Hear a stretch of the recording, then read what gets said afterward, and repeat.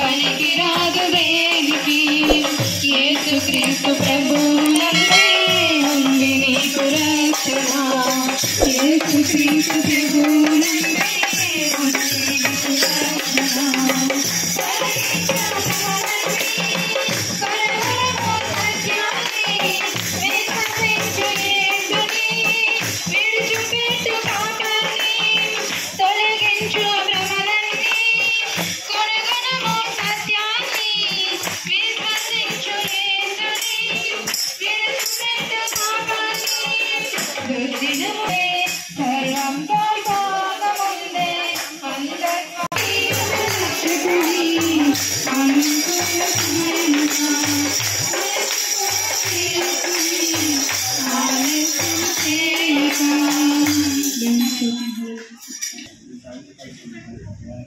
ఎలాంటి స్థితిని ప్రోత్సహించి ఇదిగో ప్రభావైనా రక్షణలో పడేవాడు మేమందరం కలిసి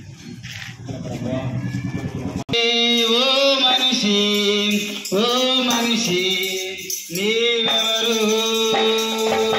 డాక్టర్ వైనా యాక్టర్ వైనా మంత్రి వైనా ధనవంతుడు వైనా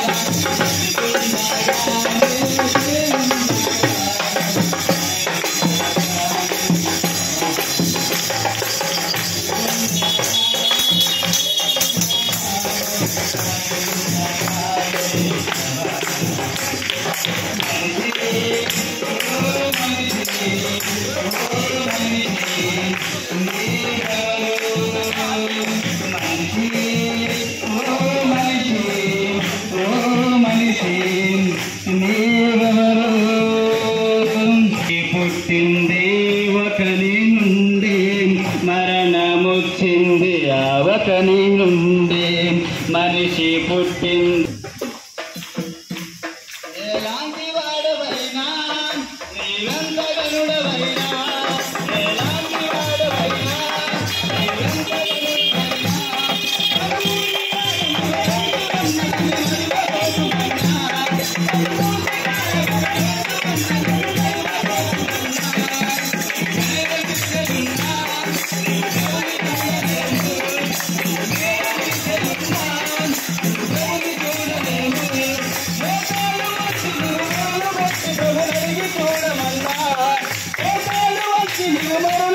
ప్రభునలిగి చూడమన్నా వాడవైనా నీవంతగనుడవైనా ఎలాంటి వాడవైనా నీవంతగనుడవైనా నిధనము బలగమున్నా నువ్వు ఉత్తరీగ కన్నా మాట ప్రకారంగా నాయన తండ్రి నీ బిడ్డలకు నాయన తండ్రి ఈ యొక్క సువార్త నాయన చెప్తుండగా నాయన నీ బిడ్డలు దీవించిన ఆయన నీ బిడ్డకి సహాయం చేయని ఆయన తండ్రి నీ బిడ్డలతో మాట్లాడిన ఆయన తండ్రి నీ యొక్క రాజ్యానికి ప్రభా నాయన నీ యొక్క పరలోకానికి నాయన తండ్రి వారసులు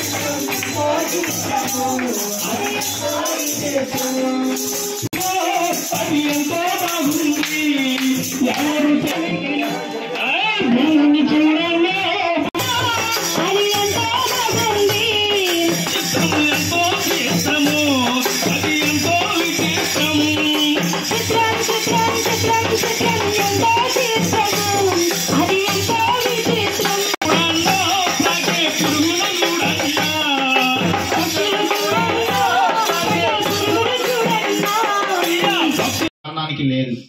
మరణం నుంచి తప్పించుకునేవాడు ఒక్కడు కూడా లేడు.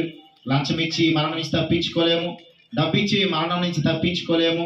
ఏ విధమైన పలుకుబడి ఉపయోగించి మరణం నుంచి ఎవడు కూడా తప్పించుకోలేడు. మరణానికి ప్రతి ఒక్కరూ కూడా సమానమే, ప్రతి ఒక్కరూ కూడా మరణించవలసినదే. అయితే ఈ మరణించిన మనిషి ఏమైపోతూ ఉన్నాడు? దేవుడు అనుగ్రహించిన ఈ అమరత్వాన్ని మళ్ళీ పొందలేకపోతూ ఉన్నాడు. మరణంలోనికి వెళ్ళిపోతూ ఉన్నాడు, నిత్యనాశనంలోనికి వెళ్ళిపోతూ ఉన్నాడు, అగాధంలోనికి వెళ్ళిపోతూ ఉన్నాడు, నరకానికి వెళ్ళిపోతూ ఉన్నాడు. యుగ యుగాలు కూడా అగ్ని ఆరదు, పురుగు చావదు, ఒక భయంకరమైన అగ్ని వేదనలోనికి ఈ మనిషి వెళ్ళిపోతూ ఉన్నాడు.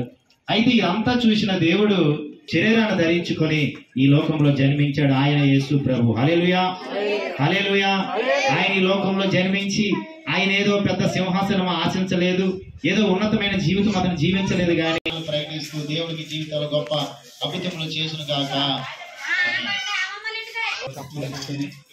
అయినా మీకు హృదయాలు చూపించి నేను మీ నామానికి వచ్చినటువంటి భాగ్యం జీవించాలి. యేసునామం తలుచుకొని జయ జయమంటూ సాగెదము.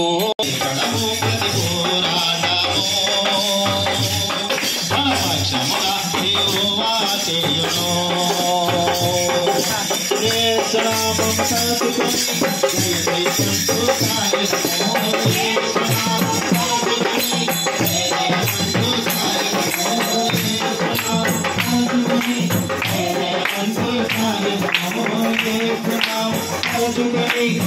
జయమంటూ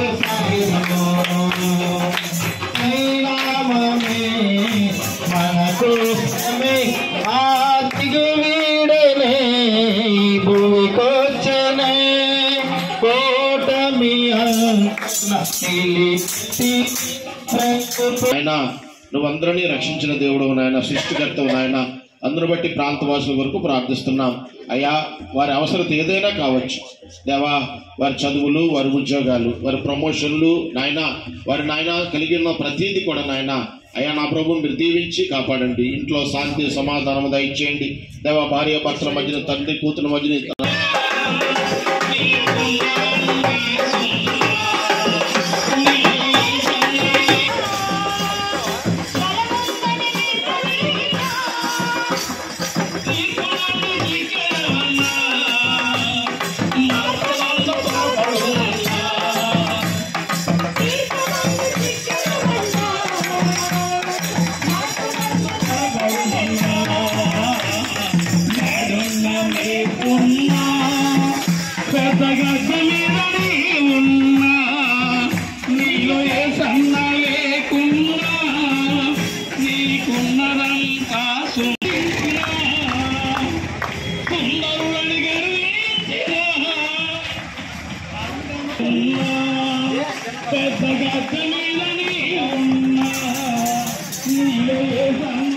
ఇంట్లో సమాధానం కావాలంటే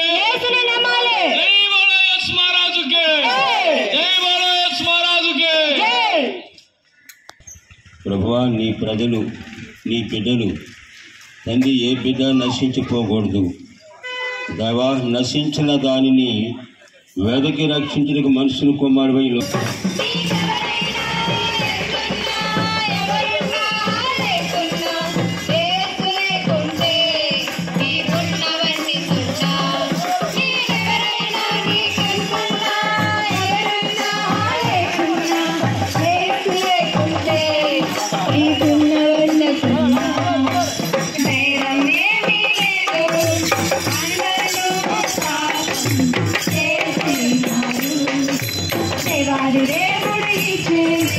ఉన్నత మహిమాలు పోగొట్టుకున్నారు.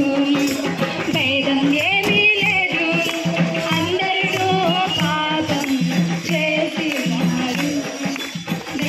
దేవుడు ఇచ్చే ఉన్నత మహిమాలు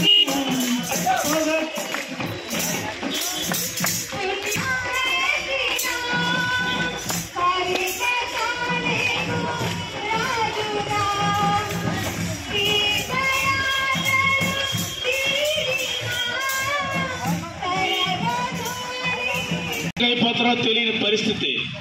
మనం ఏ వస్తువైనా కొందరు గ్యారెంటీ ఇస్తారు. మనిషి ప్రాణానికి నరుడు కొన్ని వందల సంవత్సరాలు బ్రతికి చివరికి 60-70 లేదా 70-80 సంవత్సరాలు సగటు జీవనానికి దిగజారిపోయాడు.